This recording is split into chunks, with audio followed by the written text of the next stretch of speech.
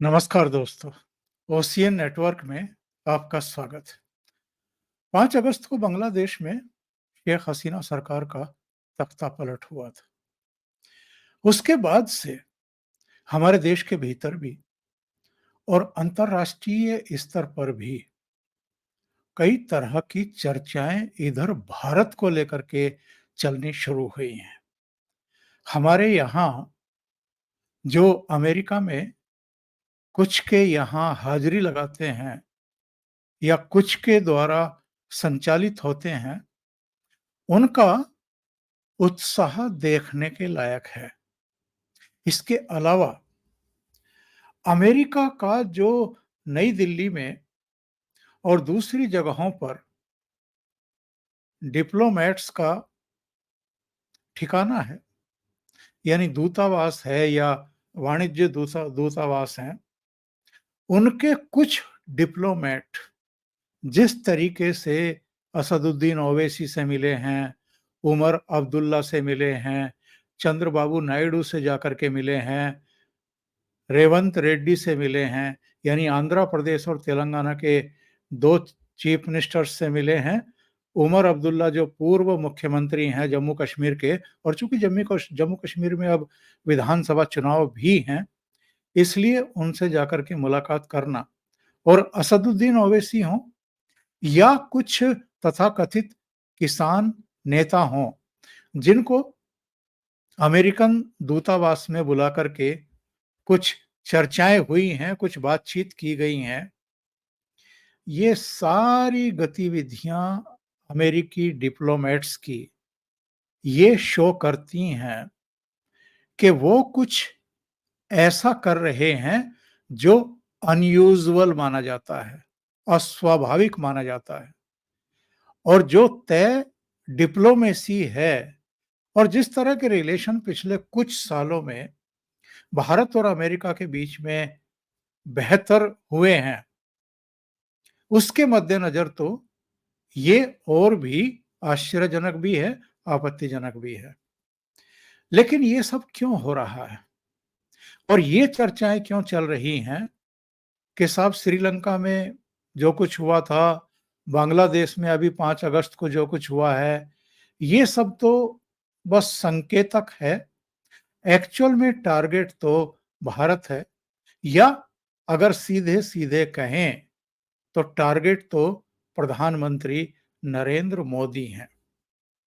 तो नरेंद्र मोदी और उनकी सरकार अमेरिका के टारगेट पर क्यों आ गए हैं? इसको लेकर के तमाम तरह की चर्चाएं हैं, और उन चर्चाओं में दम भी है। ऐसा नहीं है कि वो बेसिर पैर की चर्चा हैं या बिना राई के ही लोग पहाड़ बना रहे हैं।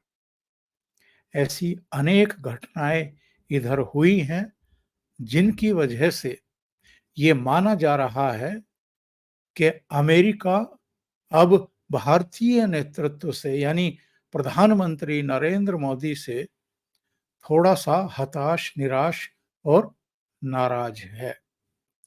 ये हताशा, निराशा और नाराजगी की मूल वजहें क्या हैं, इस पर भी आएँगे। लेकिन प्रधानमंत्री नरेंद्र मोदी पर जिस तरीके से पार्लियामेंट के भीतर भी और पार्लियामेंट के बाहर भी अटैक हो रहे हैं, उनको एक कमजोर प्रधानमंत्री बताने की साजिशें रची जा रही हैं।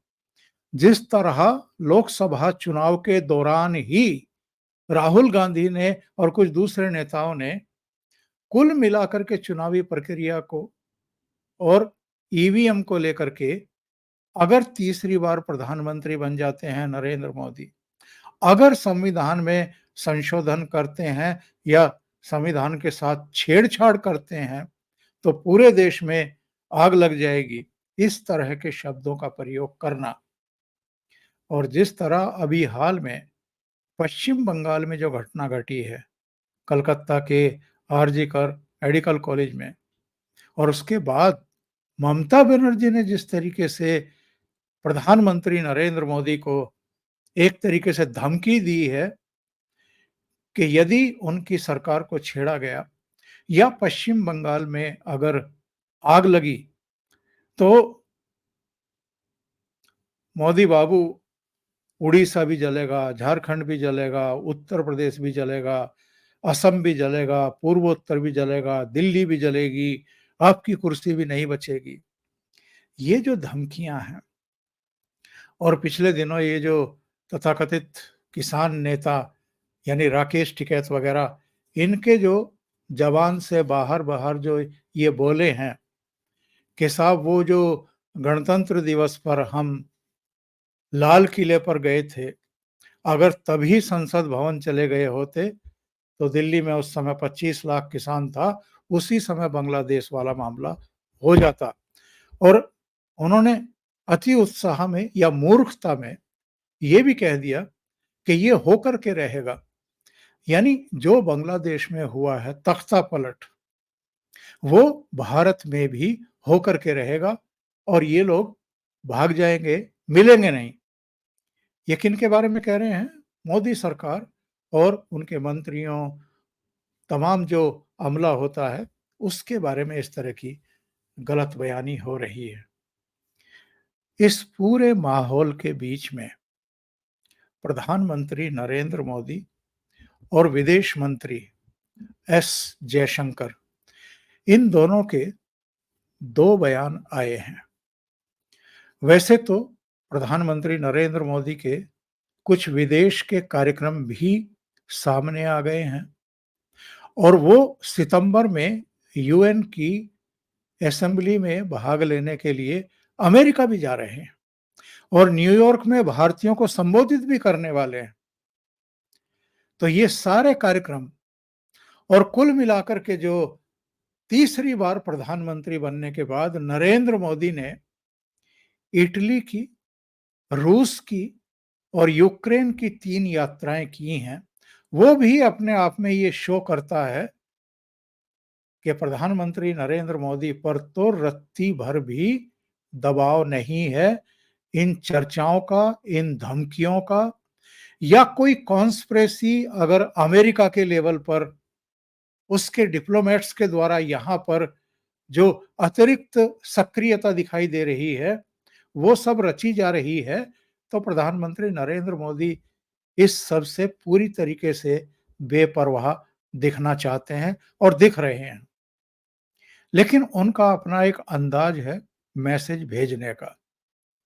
जो लोग उनको कमजोर प्रधानमंत्री बताने की कोशिश कर रहे हैं, जो लोग बांग्लादेश जैसी अराजकता, सड़कों पर नंगा नाच, यहां दिल्ली में या भारत में देखने की हसरत पाले हुए हैं, उनको प्रधानमंत्री नरेंद्र मोदी ने एक संदेश भेज दिया है।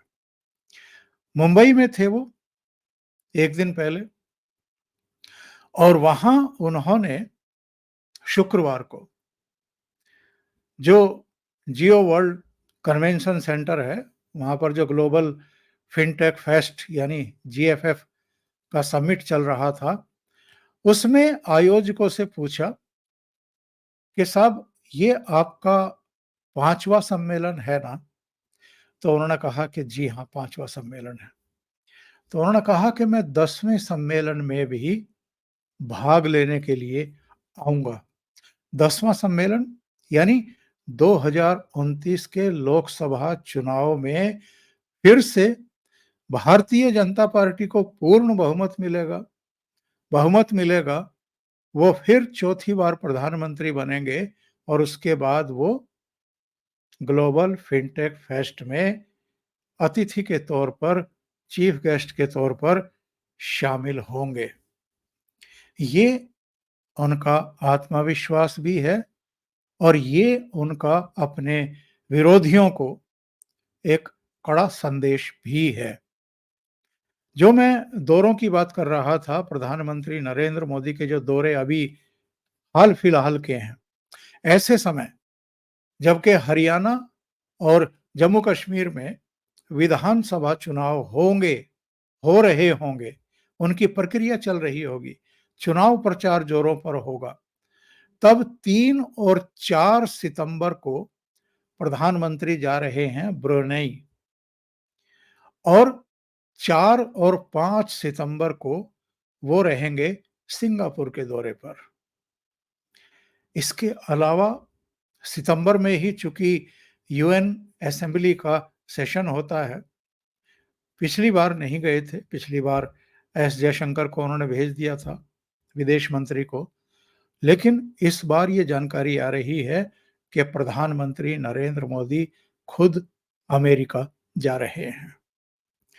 और ये जो उनकी अमेरिका की यात्रा है, ये भी अपने आप में, अगर अमेरिका का कोई डीप स्टेट किसी तरह की उनकी सरकार को डिस्टेबलाइज करने की साजिशें रच रहा है, तो ये उनको भी वो अमेरिका में ही पहुंच करके संदेश और संकेत देना चाहते हैं कि हमारी सेहत पर तो कोई फर्क नहीं पड़ता और हमें बांग्लादेश समझने की गलती मत कर बैठना, भूल मत कर बैठना। वहां पर न्यूयॉर्क में चूंकि ये होता है, तो न्यूयॉर्क में वो भारतीयों से भी मिलेंगे, उनसे बातचीत भी करेंगे, जैसा उनका तौर तरीका है। वो जिन देशों में जाते हैं वहाँ अगर बड़ी संख्या में भारतीय हैं तो वो उनसे बातचीत करते हैं। इस बीच एक डेवलपमेंट और हुआ है और ये डेवलपमेंट क्या है? पाकिस्तान के प्रधानमंत्री की तरफ से भारतीय प्रधानमंत्री नरेंद्र मोदी को एक इनविटेशन मिला है और ये एससीओ समिट का है। पाकिस्तान में एससीओ समिट होने जा रहा है 15 और 16 अक्टूबर को इस्लामाबाद में और इसमें नरेंद्र मोदी को आमंत्रित किया गया है।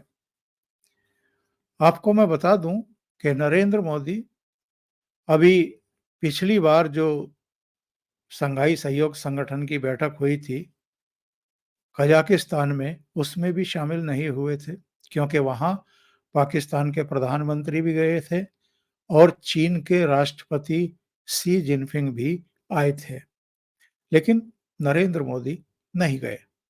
इससे पहले पिछले साल जब किर्गिस्तान में हुआ था एससीओ समिट, नरेंद्र मोदी वहां भी नहीं गए थे।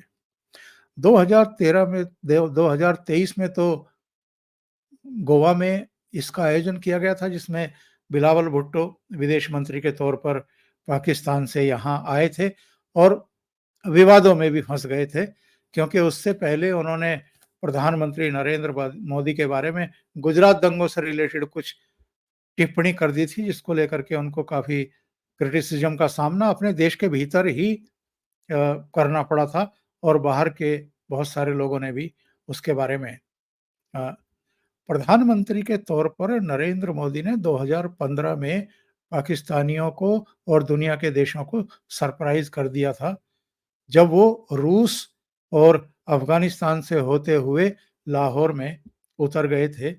25 दिसंबर की तारीख थी, नवाज शरीफ प्रधानमंत्री थे और इस सरप्राइज विजिट से पाकिस्तान का पूरा निजाम, जिसको हम डीप स्टेट कहते हैं, वो भी आईएसआई और ये सब भौचक्के के रह गए थे। किसी को उम्मीद नहीं थी कि प्रधानमंत्री अचानक पहुंच जाएंगे। उसके बाद से कोई गया नहीं। एक बार राजनाथ सिंह गए थे लेकिन वो बस बैठक में भाग लेकर के वापस चले आए थे। और इस बीच जो 2019 में 5 अगस्त को हुआ, उसके बाद से तो भारत और पाकिस्तान के रिश्ते और खराब हो गए क्योंकि इमरान खान की तब सरकार थी और उन्होंने पूरी दुनिया में भारतीय दूतावासों, उच्चायोगों पर जो प्रदर्शन वगैरह करवाए थे, उसने दोनों देशों के रिश्तों को पूरी तरीके से बेपटरी कर दिया था। अभी विदेश मंत्रालय ने ये कहा है कि जो अटकलें लगाई जा रही हैं कि प्रधानमंत्री नहीं जाएंगे, विदेश मंत्री को भेज देंगे इस्लामाबाद, कि अभी अटकलबाजी ना लगाएं। सही समय पर हम बताएंगे कि भारत का फैसला क्या होगा। और जिस तरह के रिश्ते हैं उनमें एक बुक का लॉन्च था, लोकार्पण था, उसमें विदेश मंत्री एस जयशंकर बोल रहे थे। उनसे पाकिस्तान और भारत के रिलेशनशिप को लेकर के, टॉक्स को लेकर के सवाल पूछे गए तो उन्होंने सीधे शब्दों में ये कहा कि दुनिया भर में देख लीजिए, केवल भारत और पाकिस्तान, भारत और बांग्लादेश या भारत और नेपाल और आसपास के देशों की बात नहीं है, दुनिया भर में देख लीजिए, जो पड़ोसी होते हैं, उनके साथ किसी भी देश के संबंध एक जैसे नहीं होते हैं, नॉर्मल नहीं रहते हैं, तनाव रहता ही है किसी न किसी मुद्दे को लेकर के। लेकिन एक बहुत महत्वपूर्ण बात एस जयशंकर ने कही और वो ये थी, उनका कहना ये था कि पाकिस्तान के साथ बातचीत का दौर बीत चुका है, खत्म हो चुका है और इसके लिए भारत नहीं, पाकिस्तान जिम्मेदार है। उसने ये हालात पैदा किए हैं। उनका ये भी कहना था कि अब तो पाकिस्तान की तरफ से नकारात्मक बात की जाएगी तो हम नकारात्मक तरीके से उसका प्रत्युत्तर देंगे, सकारात्मक बात की जाएगी, हम सकारात्मक तरीके से जवाब देंगे और हर एक्शन का एक रिएक्शन होता है। उन्होंने साथ में ये भी जोड़ दिया, जो लोग कहते हैं कि जम्मू कश्मीर एक विवाद का मुद्दा है, उन्होंने कहा कि जम्मू कश्मीर से 370 हटा दिया गया है, खत्म हो गया है, वो मुद्दा भी अब नहीं रहा है। तो ऐसे में हमारे विदेश मंत्रालय ने भी बहुत स्पष्ट संदेश और संकेत दे दिए हैं। अब जो बांग्लादेश जैसा भारत में करने के सपने देख रहे हैं, जिनके बारे में मैंने कहा है कि नरेंद्र मोदी ने मुंबई में उनको ये संदेश और संकेत भेज दिए हैं कि 2029 में भी मैं ही चौथी बार प्रधानमंत्री बनने वाला हूं। यानी अगर कोई आपके दिमाग में खुरापात है भी, अगर कुछ आप इस गलतफहमी में हैं भी कि जैसा बांग्लादेश में हुआ है, बहुत सारी ताकतों के जरिए आप वैसी अराजकता का माहौल बनाने की कोशिश करें, वैसे आप मोदी सरकार का तख्ता पलटने की कोशिश करें और जैसे वहां अमेरिका की कठपुतली, डीप स्टेट की कठपुतली मोहम्मद यूनुस को कार्यकारी बना करके बैठा दिया है, उसी तरीके से यहाँ भी अगर आपको ये खुशफहमी, गलतफहमी है कि आप किसी को बैठा सकते हैं, तो उन्होंने मुंबई में कह दिया कि 2029 में भी मैं ही प्रधानमंत्री बनने वाला हूँ। यानी अगले 5 साल तो उनको कोई हिला नहीं सकता है। ये बहुत स्पष्ट संकेत उन्होंने दे दिए हैं।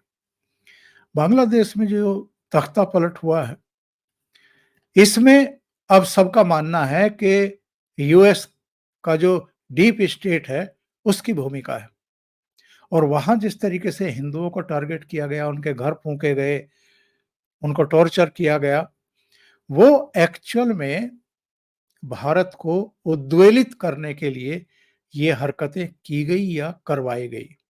अभी एक घटना और हुई है जिस पर आपने गौर किया होगा। एक खबर आई है ढाका से कि मौजूदा जो सरकार है, ये अमेरिका की जो पिट्ठू सरकार इस समय है, शेख हसीना के देश छोड़ने के बाद और भारत में शरण लेने के बाद, उसने पाकिस्तान से अस्त्र शस्त्र मंगवाए हैं करीब 40,000 करोड़ के और इसमें आरडीएक्स भी मंगवाया है। तो जो रक्षा सुरक्षा विशेषज्ञ हैं, उनका कहना है कि मिलिट्री तो आरडीएक्स का कोई प्रयोग करती नहीं है, तो आरडीएक्स क्यों मंगवाया है? तो इससे पता चलता है कि एक्चुअल में साजिशें कहाँ रची जा रही हैं, कैसे रची जा रही हैं और इनका उपयोग दुरुपयोग कैसे हो सकता है। अब सवाल ये है कि अमेरिका का डीप स्टेट अगर भारत में कुछ गड़बड़ी करना चाहता है, कराना चाहता है, अराजकता का माहौल बनाना चाहता है, तो टूल क्या है उसके, तरीके क्या हैं? तो ये जो फर्जी किसान हैं, उनको आगे ला सकते हैं। ये जो जातीय जनगणना की बात करके समाज में तनाव पैदा करने की कोशिश हो रही है, ये जो टुकड़े-टुकड़े गैंग के लोग हैं, उनको, ये जो हिंडनबर्ग वाली जो मशीनरी है वो, जो एनजीओ और जो वो शाहीन बाग वाला पूरा गिरोह है वो, और जॉर्ज सोरोस से लेकर के जो दूसरे तमाम जितने भी दृश्य अदृश्य ताकतें हैं, कट्टरपंथी हैं, जैसे मैं अभी ज़िक्र कर रहा था कि असदुद्दीन ओवैसी से जाकर के अमेरिका के डिप्लोमेट मिल रहे हैं। इन सबको चाबी भरी जाएगी और उनको सक्रिय करके वैसी ही स्थितियाँ पैदा करने की कोशिश की जाएगी। इधर क्या हुआ है, अमेरिका का जो दूतावास है, उसने कुछ मीडिया इन्फ्लुएंसर्स को बुलाया, कुछ दूसरे लोगों को बुलाया, किसानों के कुछ तथाकथित प्रतिनिधियों को बुलाया, उनसे मुलाकातें की हैं, वर्कशॉप वगैरह की गई हैं, और जो अमेरिका का नैरेटिव है, जो उसके विचार हैं, उनको आगे बढ़ाने के लिए उनसे अनुरोध किया है। एक्चुअल में जिस तरीके से बांग्लादेश में एक नैरेटिव चलाया गया था तख्तापलट से पहले, जिसमें अमेरिका की तरफ से भी एक बयान आया था, और वो ये बयान था कि साहब, बांग्लादेश में ठीक है कि शेख हसीना फिर से चुनी गई हैं, लेकिन निष्पक्ष तरीके से चुनाव नहीं हुआ है, चुनाव की प्रक्रिया जो है वो दोषपूर्ण है। तो ऐसा ही जैसे ईवीएम के बारे में, चुनाव की प्रक्रिया के बारे में, चुनाव आयोग के बारे में जिस तरह की बातें यहाँ की जाती हैं, और अलग-अलग वर्गों को लेकर के जिस तरह की आक्रामक और भड़काऊ, उकसाऊ बयानबाजी यहाँ होती है, उसके ज़रिए यहाँ एक वातावरण बनाने की कोशिश की जाएगी। एक्चुअल में नरेंद्र मोदी से अमेरिका इसलिए चिढ़ा हुआ है क्योंकि अमेरिका के इशारे पर मोदी ने काम करने से इनकार कर दिया, और अगर सीधे सच्चे शब्दों में कहें तो अमेरिका की कठपुतली बनने से साफ-साफ इनकार कर दिया। नरेंद्र मोदी ने जो रूस की यात्रा की, पहली आधिकारिक यात्रा तीसरी बार प्रधानमंत्री बनने के बाद, और उस पर जिस तरीके से अमेरिका के विदेश विभाग ने टिप्पणियां की, भारत में जो दूतावास है, इसके जो राजदूत हैं, उनकी तरफ से, कुछ दूसरे डिप्लोमेट की तरफ से, यूरोपियन कंट्रीज की तरफ से जिस तरह के रिएक्शन आए, उससे पता चलता है कि रूस की यात्रा और पुतिन से गले मिलना, कई समझौतों पर हस्ताक्षर करना, इसके बाद यूक्रेन जाना, वहाँ के राष्ट्रपति से मुलाकात करना और युद्ध खत्म करवाने की दिशा में प्रयासरत रहना, ये सब चीज़ें अमेरिका को पच नहीं रही हैं। और उसको ये गलतफ़हमी है कि वो जैसे बांग्लादेश में उसने किया है, ऐसे वो भारत में भी कर सकता है। और नरेंद्र मोदी ने एक तरीके से शुक्रवार को यही संदेश और संकेत अमेरिका को भेज दिया है कि बांग्लादेश समझने की भूल मत कर लेना भारत को। अभी के लिए इतना ही। बहुत-बहुत धन्यवाद। अगर आपको ये चैनल और इसके कंटेंट पसंद आ रहे हैं, तो लाइक करें, कमेंट करें, वीडियो को शेयर भी करें।